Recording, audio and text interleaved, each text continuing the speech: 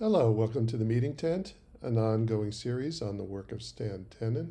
Before we get started, I'd like to introduce our usual cast of characters: Lavana Tenen, Michael Andron, Adele Packer, and Daniel Gill.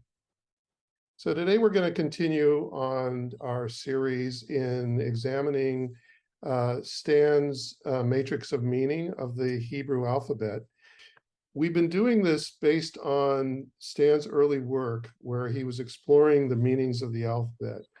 And I can assure you, you're not going to see anything like this anywhere else, especially what we're doing now. We're looking at a different way of analyzing the alphabet. And I think the importance here is to understand that we call it the alphabet, it's the letters, each letter having a special meaning. And Kabbalists have been saying this for years. There's many books on the Hebrew alphabet. It's important to understand that these letters have such deep meanings, and that's what we're basically exploring, and that's why we get excited about sharing this with you.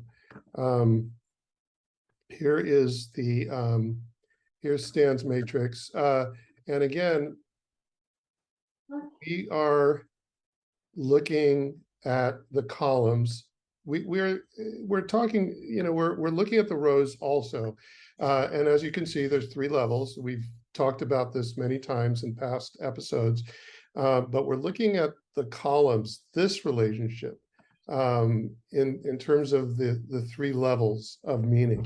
Today, we're looking at these 3 letters: the Vav, the Samek, and the Final Mem. So let's see now we're going to show a video that we've been showing.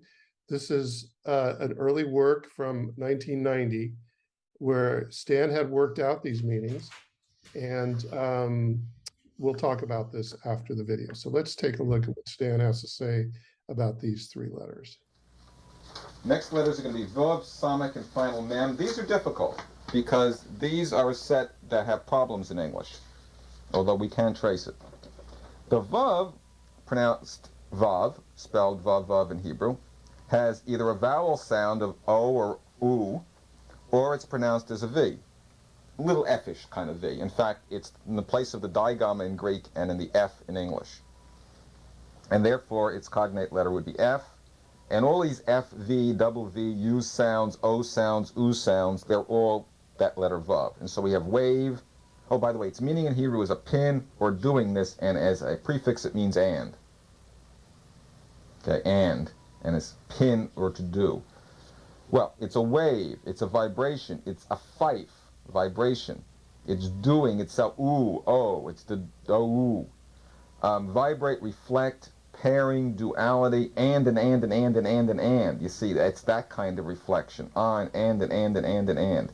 Doing physical reality, where doing takes place. Spin, spine, and pine, all are the idea of the pin.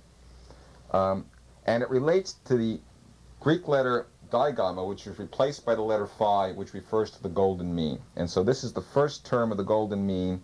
Life's symmetry, that kind of vibration and reflection. It means dynamic, evolutionary reflection, vibration, music, wave motion. The Samek, which has no cognate in English, but is pronounced S in Hebrew, means to sustain or support. It is cognate, I'm using a $sign just because we have no other S equivalent. Its cognate would be smoke, as in smoke ring. It refers to self-reference, to turning within an internal wave, to spiraling inside itself to a torus, which is what it looks like, to self-reference, to re-entry, to circulation, to involution. It is another level of the golden mean, acting on itself. And it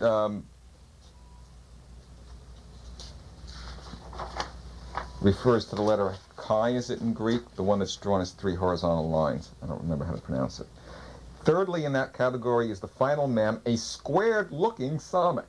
It refers to the golden mean squared. I know that's strange, but that does seem to be the case. The Final Mem, a final form of the M, is still pronounced M. It means an expanse or a C. It's the one part of a masculine plural ending, very often uses an M. In Aramaic, it becomes an N. I'm using the symbol W for that because it's an upside down M, and also because there does seem to be some sort of a relationship between W and M. But I don't want to get into that. It's a little stretched. Anyhow, first we're kind of womb and to this golden mean squared function. It's an outer wave motion. It's water. It's a hierarchy. It's self-reflection. You see, if Samek is involution, then Mem is hierarchy. One pulls in is a wave motion in a recursive way. It spirals in, and the other one echoes out. But it's the same idea. And so one would be the inverse mean, the involution, and the other would be the mean, golden mean squared evolution, or the mean itself. Okay, and if you put those together, you don't get much together because there isn't any English letter for some of them. And so I just compare them to the three levels of the golden mean, the inverse mean, and the mean squared. And I say it relates to comparison, vibration, reflection. I'm going to turn this over to you in just a second, Lavana, because there's something we need to discuss about this, as you probably know what I'm talking about. Yes. Stan refers to the golden mean. We haven't heard that a lot so far in the series. Golden mean is a philosophical idea, and it shows up in back when he was doing this, the idea of sacred geometry was very popular.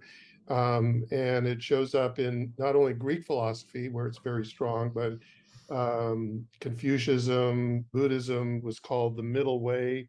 Confucianism was called doctrine of the mean. Another definition is it's the middle between two extremes, one of excess and one of deficiency. And it has to do with Fibonacci series, and there's a whole thing about the golden mean that Stan was talking about back then, but if you go to the index of the book, it's not even brought up. So, Lavana, what was the deal with the golden mean? Okay. I don't know how deeply we need to go into this, but Not too deeply, just in yeah, terms of visual. the basic idea is has to do with, if you take the example of the shape of the hand model and why we've emphasized so much, and let me get a version of it here. Emphasized so much that this is there's actually constantly changing curvature, and that is an important thing about it. There is an illustration actually in the book. The golden mean, or Fibonacci spiral, basically the curvature is always the same. The curvature of the hand model is not that. It is a spiral whose curvature is consistently changing, approaching an origin and of zero and approaching a limit of one, but it never gets there. This was something which back in 1990, he was still not experimenting with, but still exploring the idea. And as you said, there was a whole bunch of popularization of the golden mean at that time. Afterwards, there was many mathematicians finally, actually real mathematicians finally stepped in and said, well, no, all of the things that you attribute the golden mean spiral to in nature, it's not actually that, and there are reputable books. There's one particularly by Mario Livio, which was again published sometime in the 90s, which was again, mathematicians finally spoke out about this. It's not really true. So you won't find references to that particular golden proportion or golden spiral in the work that we finally settled on, which is best presented in our book. That being the case, this sequence, as he presented it back in 1990, is a little bit problematic, and I don't want people to get distracted by the golden mean references, because that was something that, for for good reason, he walked away from, since it turned out to be not the case. However, there is clearly a relationship between these two, among these three letters. Um, and it's interesting, if you take a look at the spelling of the letters themselves, the vav, vav, vav, if the functional meaning of a vav is to unfold or unfurl, it's the pin, which is one meaning of the letter, around which things revolve. There you get your vav, vav reference. Multiply and multiply and multiply, and he did kind of have that sense in that particular presentation. The Samek, and the vav, the gesture for vav, is an alignment with your spine, which is in a sense the pin around which we revolve. The gesture for Samek, the meaning of Samek is support or sustain, prop. And so the gesture, you can't see it. Yeah, Adele has the gesture. It's sort of like this. And sustain, support, cradle. You can imagine a motion like this. So you go from a spine to a support. And then Final Mem is the expanse, and you can't see my hands or Adele's either, but in fact, it's the great C. The spelling, again, you can kind of compare it to the vav. The spelling is mem, mem, mem, final mem. So what you have is, basically the source and the expanse, the great C. There are a lot of metaphors. And the gestures, the three gestures together, you can have a visceral meaning of them. So that's kind of what I have to say at the moment. Sure. Yeah, and just before we leave that idea of gold mean, I just want to be clear with our audience that we're approaching it as a philosophical idea, not a mathematical, and that's how Stan eventually saw it. And kind of walked away from it. So for those of you who are fans of, because we still get inquiries about that, fans of the golden mean, just I know it's an exciting topic attributed to Leonardo da Vinci and a lot of other great artists of the Renaissance. That's not what we're doing here. Okay. The other thing is, again, Stan at this point was relying heavily on excuse me, on English equivalents, which again was not as important later. And it makes me kind of think, well, what if Stan had been French or Spanish, and how would that have worked out? So, but he's looking for tie-ins, to comparisons, for patterns, basically.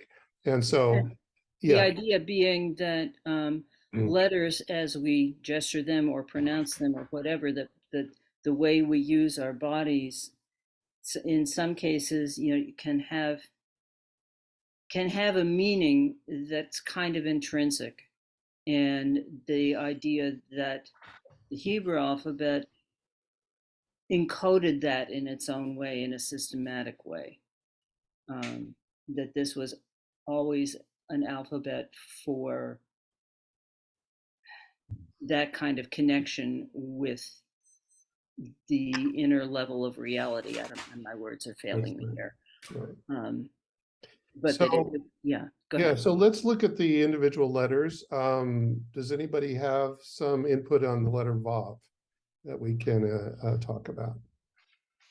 Just jump right in. Yeah, the letter Vav is another meaning, and one of the only places where it's used in the Torah is as a hook, which goes with pin and things like that. That the curtain of the tabernacle in the desert had vavim. They had hooks that held the rings that when they traveled, and then they set it up, and it was really curtains that were made according to specification. And so it's something that and the vav as and connects with hook. In other words, it's connecting one thing to another. You have a cause and you have an effect, and this is the connector. This is the river that joins the two towns. And it's the thing that held, because you have a wooden beam and you have a hook, and the hook holds up whatever you're holding. So it's joining two things together. And on some level, it's also the 6 days of the week, because the number of Vav, it's the sixth letter of the alphabet and has the value of 6. So it's like there are the 6 days, and they represent one connected series. And then there's Shabbat, the Sabbath. And that is happening on a different plane, which of course is our next letter, Zion, which is 7. So the Vav represents that, and Kabbalistically is the male, whereas Zion, which has a curved body, was the female. And the two connected together. And actually, when you draw the letter Chet, 8, in the Torah, in the Ashurit print, is a 6, a Vav, and a Zion, and a little triangle, a little teeny tiny triangle at the top, very, very thin, and it joins the 6 and the 7, which is man and woman becoming one. It's like the yin yang. And the Vav being that line is also what we talked about last time, which was the Kav. It was the line that God created, this bubble within which we could exist in the world of multiplicity. And the first thing he did was put a Vav, a Kav, a line into the world that exploded, and we now have sparks everywhere, and our job is to fix the world. Simple, just to repair the world. Very good. Adele, let's see the gesture again for Vav. I do right hand in front of left, and I do it right over my head. I know when Stan did it, he had his hands a little further back, but when I do that, it pushes my spine forward, and I lose the pin of the spine. So when I put it right over my head, I connect spine behind head. And I mentioned that to Stan, and he said, fine, do it that way. So that, he was like really easy when it came to these little adjustments I had made in Vav.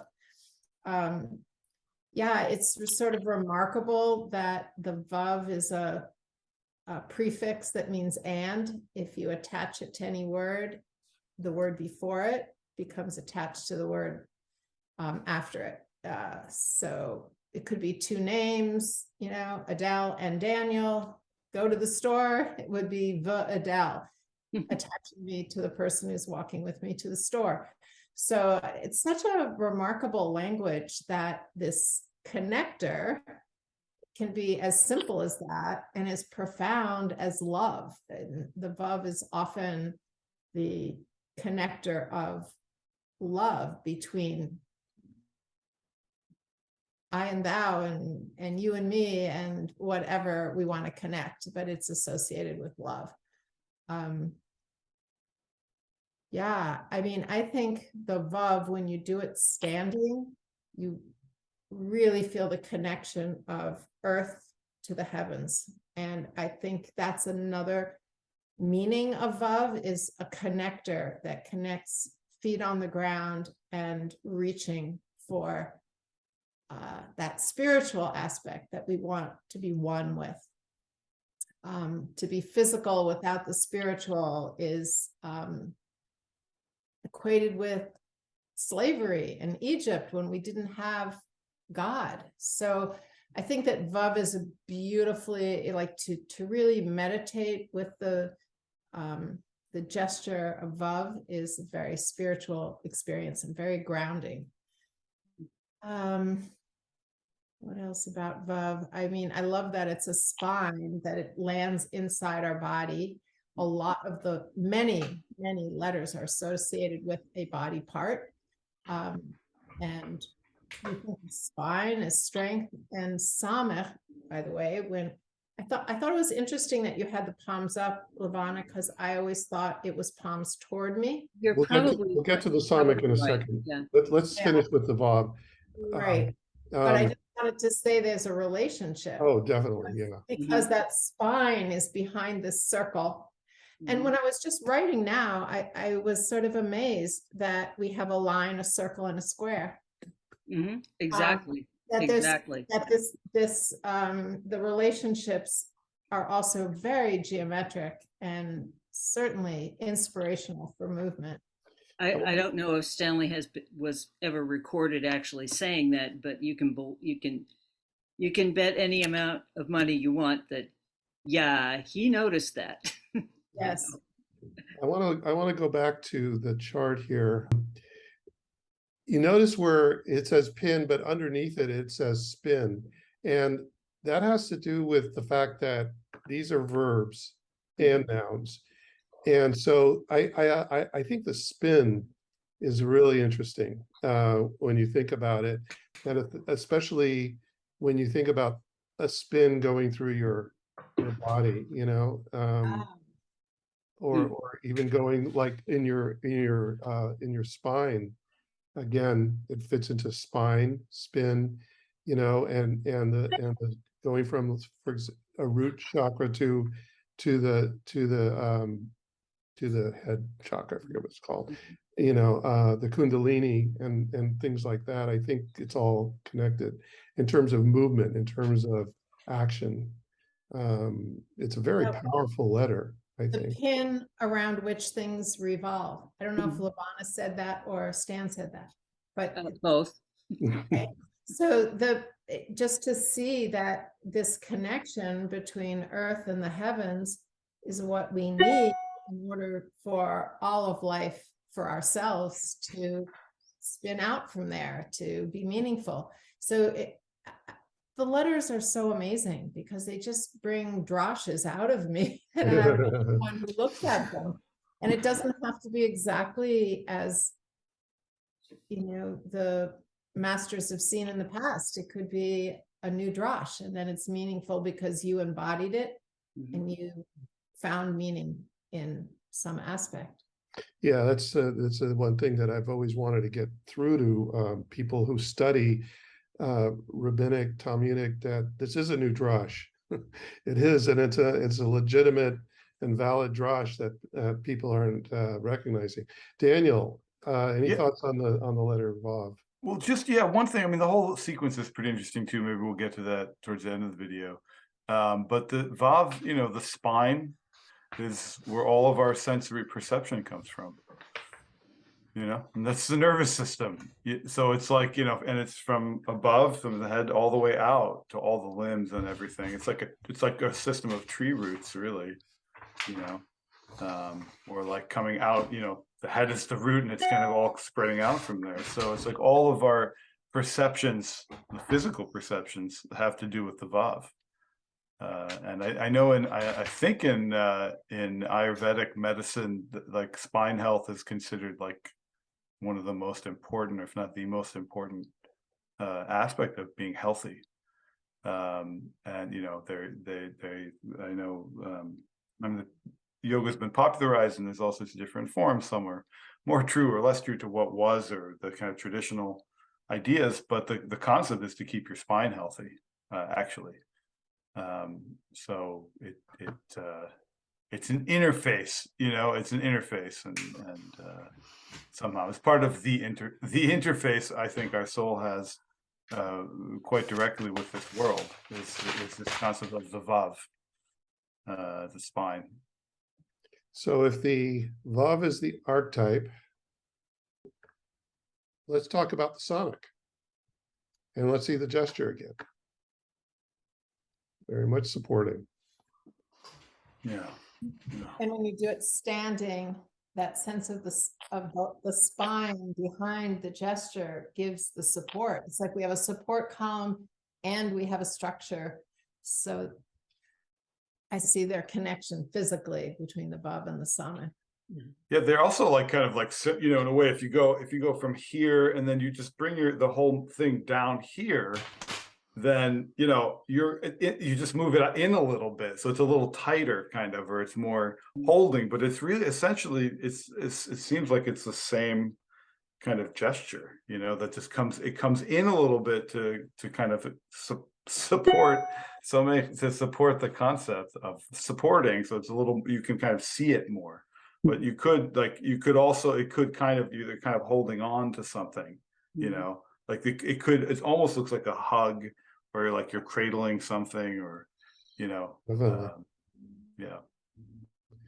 The smoke ring, I think again, that's the action, that particular idea of kind of curling itself up into itself, which is, Porous motion of the that's right. whole smoke ring. When you blow a smoke ring, is sort of Mhm. And that, three-dimensional. what It's you not just just a circle. that what you just did reminded me of the early on the geometric metaphors tape where he shows the donut, the torus, and he has a 7-color map, Yes. and the idea that it falls within itself. He kept Yeah. turning it. I put a close up of it. The 7 colors all intertwine, kind of showing how it's all part of one unit. In fact, that diagram he puts on the Samek looks like the torus, and yeah, the donut. That's the way he was thinking at the time.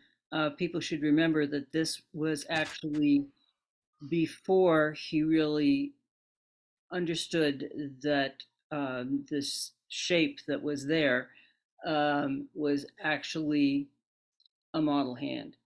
So this particular video that we're going to, he's not mentioning gestures because he hadn't yet. And so that's why you get, you know, talking about the torus and so on. And that was a very big transition with our work, which we've covered before. Right. Hmm. Samek, what are words that come to you, Michael, when you think of a Samek? Well, a Hebrew word is lismoch, is to support. That's where that comes from. The What are word the itself words? What are the letters that make up Samek?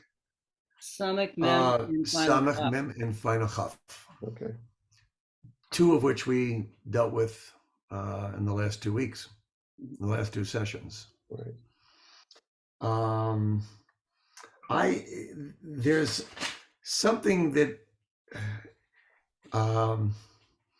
if you kind of move these around, they all seem to say the same message. Maybe we should do like Dan says, let's finish the mem, and Okay. there's a whole Yeah. thing when you start to join these 3 together, Right. that become a very, very strong set of lessons that come from it.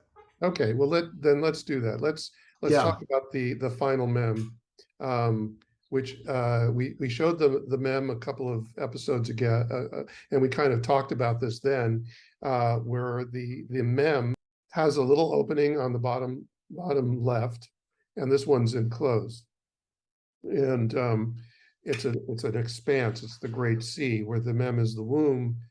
This is opening it up to infinity, the great sea, expanse. Final mem, and as you showed us before, Adele, it's stretching your hands out. Yeah. Yeah. Final mem.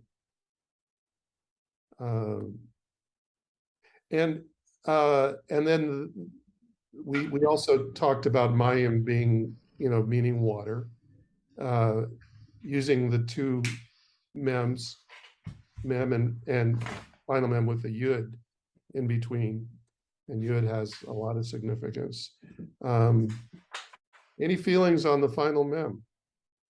Well, I mean, I just can't, it's like that scene in James Cameron Titanic where she's standing on the bow of the ship. Yeah.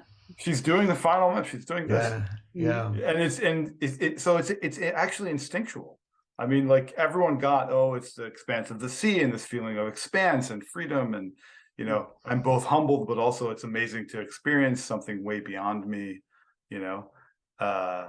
so it's just, it's silly, but it's kind of interesting, that everyone now recognizes that is the expanse, the ocean, this giant expanse. Amazing, actually. So, and I think that's important because I think it's important, that concept of experiencing the expanse of things, And if you go, the three letters together, the Vav and the Samek, and then the final mem, there's a motion to that of, inner,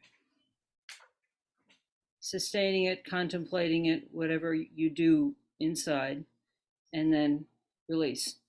Yeah, totally. Yeah, it's almost like, there's some beautiful, so many beautiful drushim here, drushot, where you can you go from, you can only experience the yam, the great expanse, if you've been held beforehand, and if you have a sense of, your inner self, I guess would be the vav,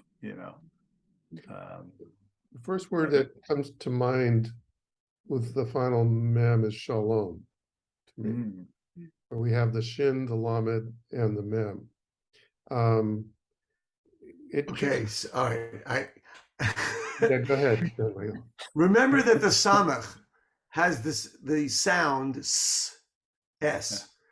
Remember that the shin has the sound sh or s also. And we talked about the shin being kind of a funnel that brings the shefatal, that drop of dew, into the world. Okay, so vav is a connector.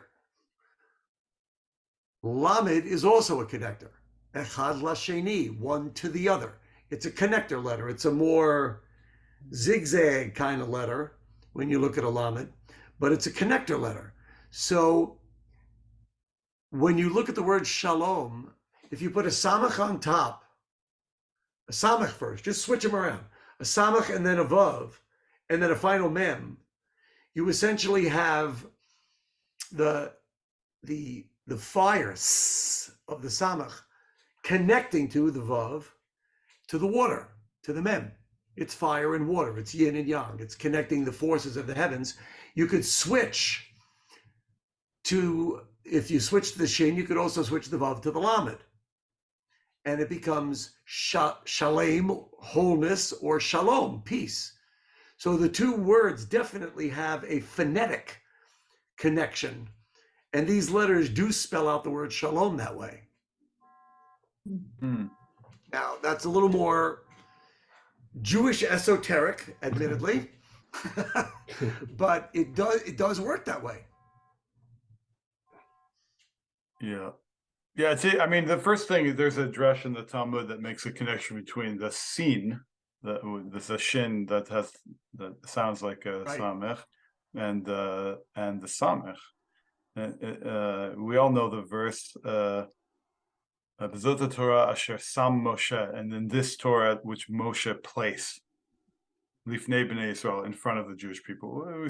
We sing it in synagogue. Every synagogue sings it, and no matter the denomination, it's like, so the Talmud said, if you replace the shin with a samech, so it says, it spells out the word drug. Sam, drug. Yeah. And so it says, it goes on to say, if a person is meritus, meaning if they're zochet to such a thing, then the Torah itself is a drug of life. And if not, it's a drug of the opposite. It can be extremely dangerous. Right? which is it's a beautiful passage in the Talmud. Very, very interesting about the difference between actual devotion and understanding the concept of a one God versus fanaticism, which can destroy a person. Mm. You know, Which is the word, Daniel, for drug? Samech Mem. Vesam. Oh, Samek Mem. Okay. Yeah, Right, yeah. I got it. And a drug, right? Like, so meaning like the experience, like we don't, I mean, I know, so like in the scientific world, it's all drugs. I mean, I hate to say it, but it's all chemicals, really, it's like all there, and there, oftentimes it's that concept of it's all just chemical reactions is used to deny the existence of anything spiritual, right?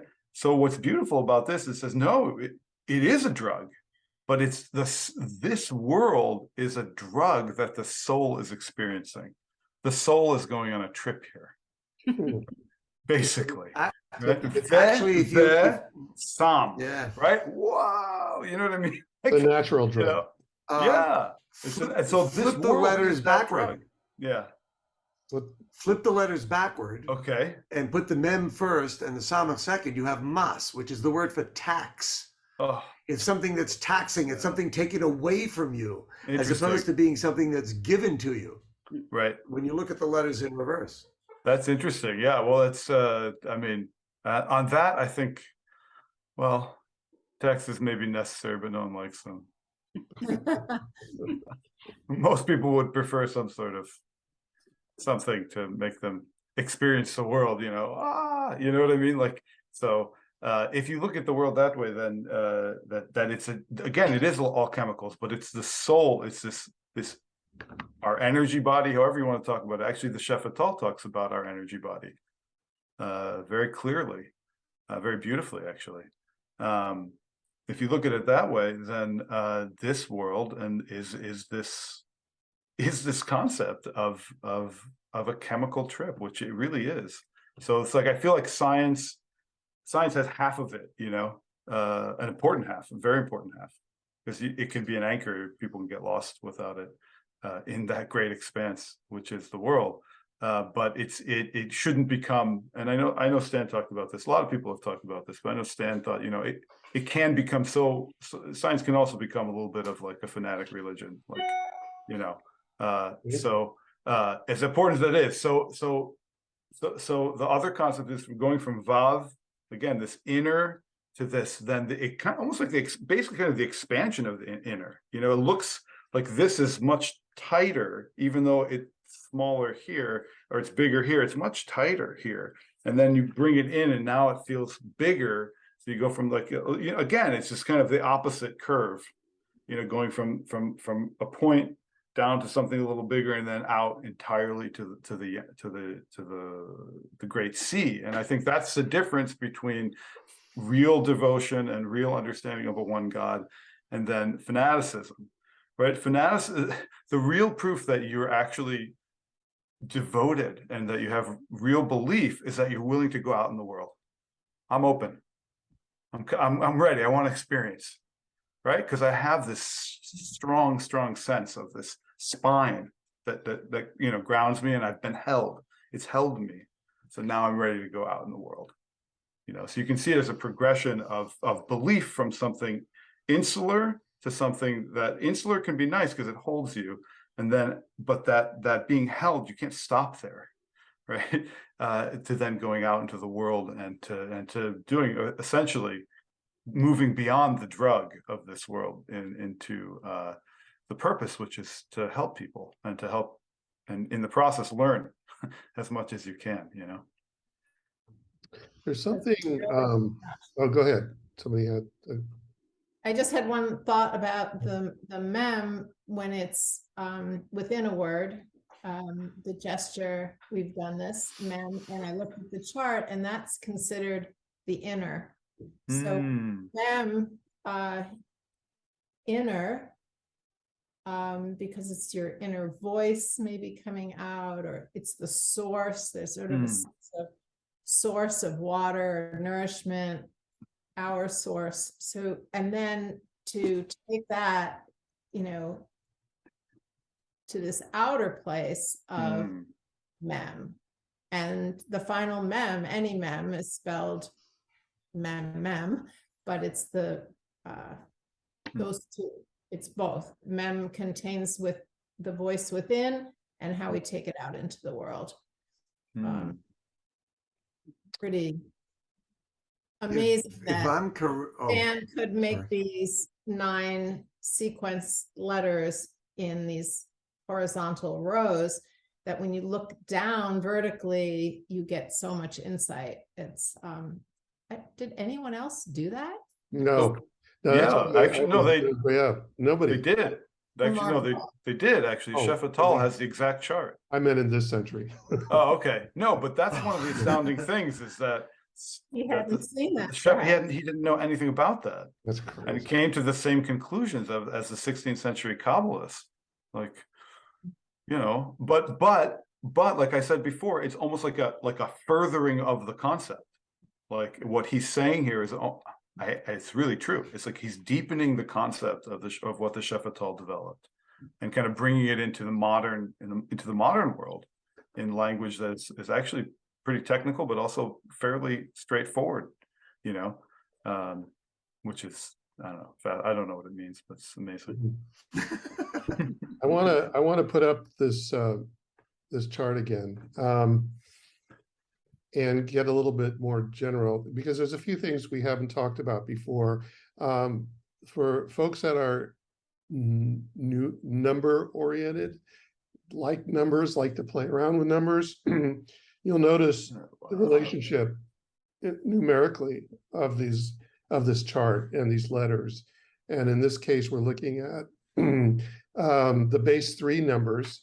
And again, we didn't talk a lot about that. We did in previous episodes in terms of how the base 3 numbers worked well with 27 letters on a Rubik's Cube.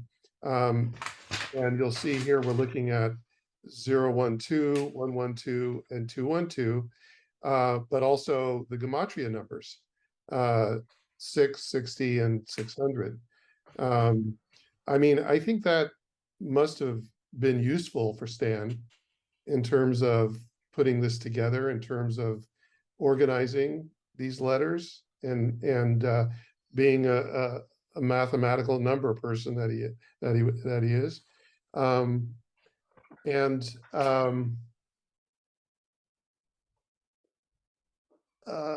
There was something else, but just that idea that we when we're looking at this chart, we also want to look at the numerical. None of us are, I don't know, we haven't spoken a lot about numbers and the mathematical perspective of this work, but I think to Stan it must have been important. Yeah, in terms of the 3 layers of 9, and the 3-layered aspect of it, you can go back to actually our earlier discussion of Arthur Young, which probably, if you've been watching these in sequence, you've totally forgotten by now. But um, there were, if you have read any of Arthur's work, you'll see that he applied his theory of process, which was 7 stages, not 9. But Stanley added, to make the 9, he made unity and wholeness, on top of this V-shaped diagram. That there were, the way Arthur applied his theory of process, he applied the basic concepts on each step to different areas of study and thought. And so if you're thinking about something which is a connection of the spiritual with the physical, those 3 layers of archetype, inner and outer, are kind of natural things to think of.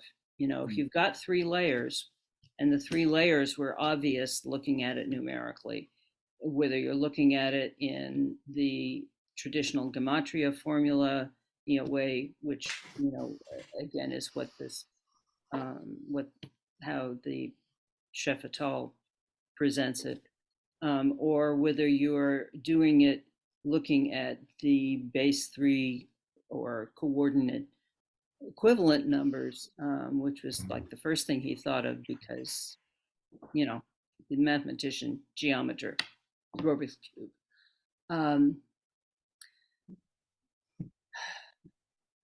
You're going to look for, well, what do these three, what is there something in common in these three layers? What, look at the traditional meanings of the letters, then look at what those might be as verbs, and what is that signifying?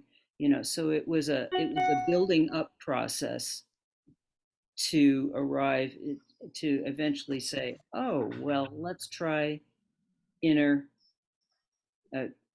let's try archetype inner and outer and see if that is a good organization for what I'm noticing here. And obviously it was. Yeah. There's one other thing I want to bring up in terms of looking at this chart. And I brought it up last time, but I want to explore this a little bit more with you guys. Why these final letters? In other words, if you look, first of all, the final letters are on the outer level, are extensions of letters on the inner level, not the archetype level. And what I started to go through in my mind was I looked at all the other letters and kind of realized, well, none of them would really make good final letters. I don't see a final olive. I don't see a final bet. Maybe you could create something, but and then according to Stan's story, these final letters were redacted by Ezra when they You don't not redacted. not redacted. That's not the right The word. opposite of. It's What is the opposite? You could say in this case introduced or reintroduced. Reintroduced. Yeah, he said it was a recovery, not Yeah. that it just all of a sudden showed up. That it apparently was intrinsic in the Torah as a string of letters, but Ezra brought them out and able to put words and word divisions in the Torah so that he could chant it to the people. But again, why these letters? Could there be a final Lamed? Could there be a final Ayin? It just, and you look at these other letters and you say, no, it doesn't wouldn't quite work, would it? How could you have a final Yud? Does anybody have any thoughts on that, on why these final letters?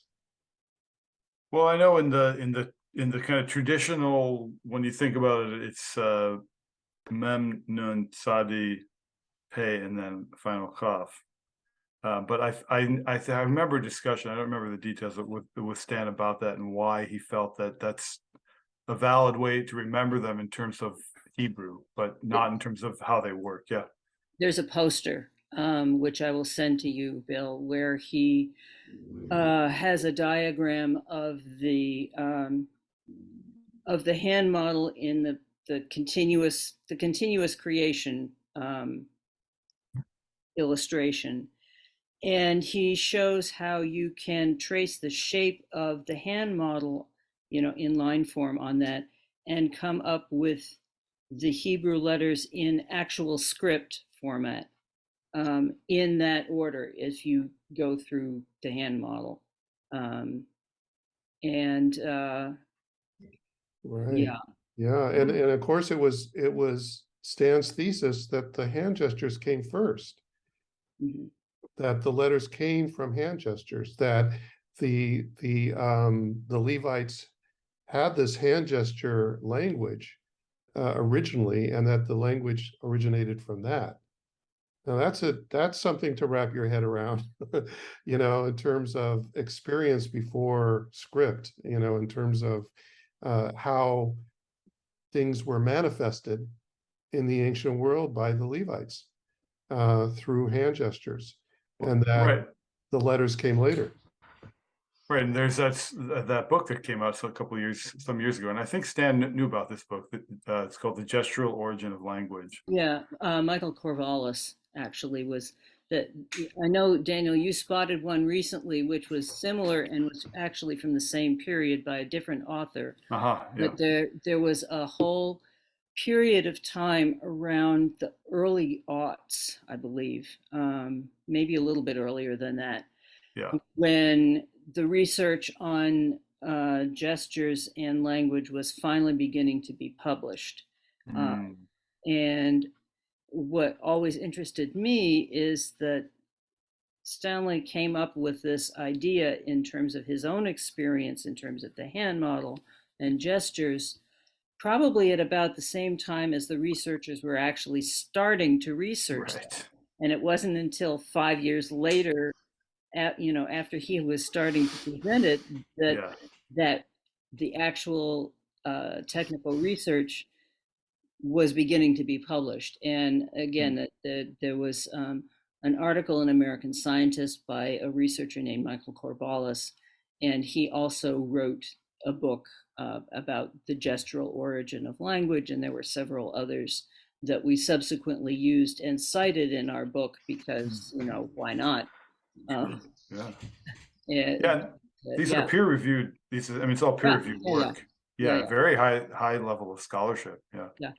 It's also it's a topic of scholarly study throughout history, how those things happen. People come. Again, if you go to your book and read the footnotes, you'll see, or the endnotes on, I think it's chapter 8. But anyway, there's a whole really interesting series of developments that we decided to shift to the footnotes because you have to be interested in that kind of stuff to read it. But if you are, don't skip the footnotes.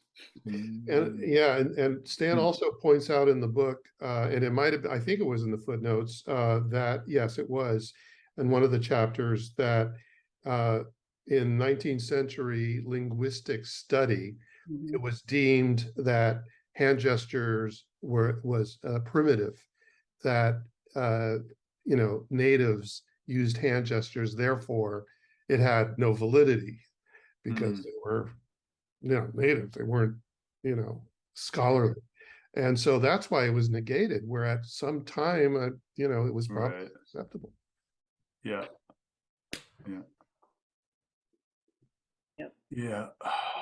Chapter 7 or chapter 8, scan the footnotes. We'll it's a whole interesting notion, because actually it turns out it's more elegant and more intuitive gestures than actual written language. Stan also had this theory, a higher level actually of communication. There were times, when Stan used historical references, and I had a little bit of a issue with some of those being more historically oriented. One of them was the idea that the end of the Spanish, the Jews were kicked out of Spain, the Jews and Muslims, the due date when they had to be out was the same weekend that Columbus left for America, 1492. And that half of Columbus's crew were Jewish. And then when they got to the New World, knowing hand gestures were a way to communicate with the natives. He was happy to speculate, and then pull himself back. Let's just put it that way. It was an interesting theory. He had a romantic streak that thought up really good little story snippets like that. But in terms of actually presenting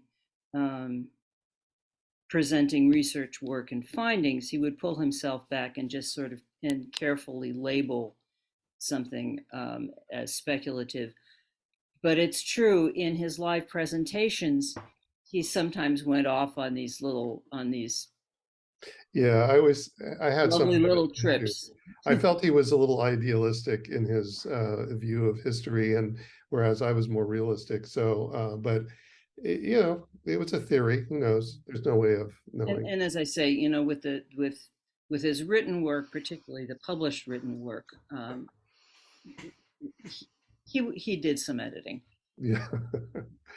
In any case, well, we've extinguished our time for today. Thank you once again. Interesting again view of these letters. Next time we're going to be talking about three letters: Zion, Ayin, and Final Nun.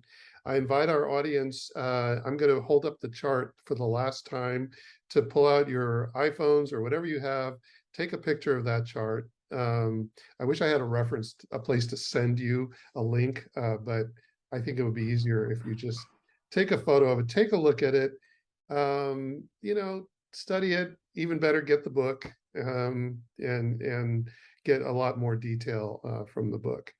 But for today, we have to end our talk, and I thank you once again, and we'll see you all next time. Take care. Bye bye.